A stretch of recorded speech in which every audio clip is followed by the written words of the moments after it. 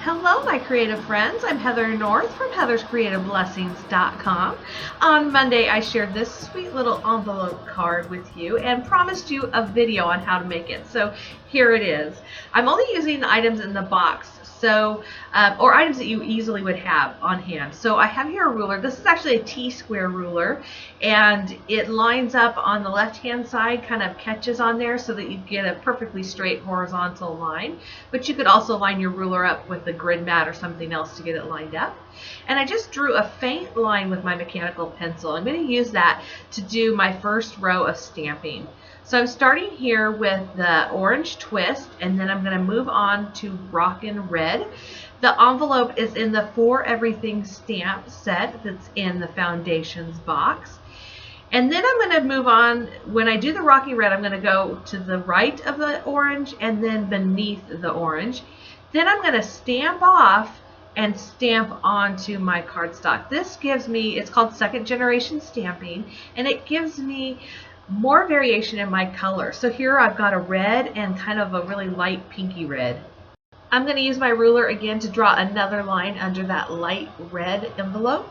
It's a little bit less than ½ an inch between each row. So you could stamp out all your lines and you would get a much more even look than I am going to get here. But I was trying to just get this video done for you. So I'm going to go in with my second color, which is Fiesta Blue. And I'm going to end up wanting to leave a space. I'm going to have it 3 rows down and 3 rows over. Now, I'm pointing out there, I picked up a little bit of the red ink when I stamped off. And so there's a little bit of purple on that one envelope with the light blue, but it's okay. It's a handmade card. It's not perfect.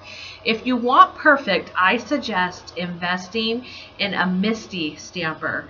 The MISTI is a tool that really helps you get precise, even stamping. I also suggest drawing each of your lines out, and that will help as well. And I would do a vertical line, so you also have that vertical line.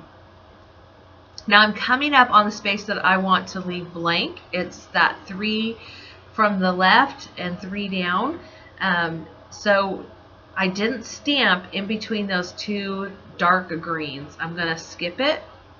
And then I'm going to go skip it down here and add the orange.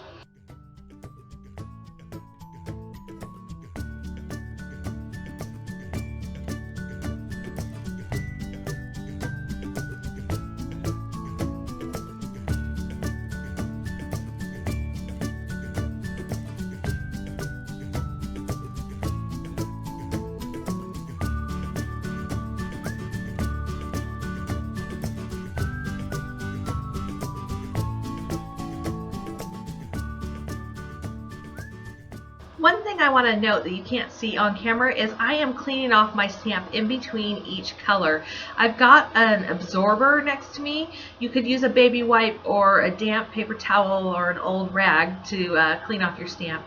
But I like to use the chamois absorber. I got it from my local auto parts store in the car cleaning aisle, and I just cut off a little piece. I soak it in water and wring it out, and that cleans off my stamps beautifully. So I'm just going to finish up these envelopes, and then I'll move on to my sentiment.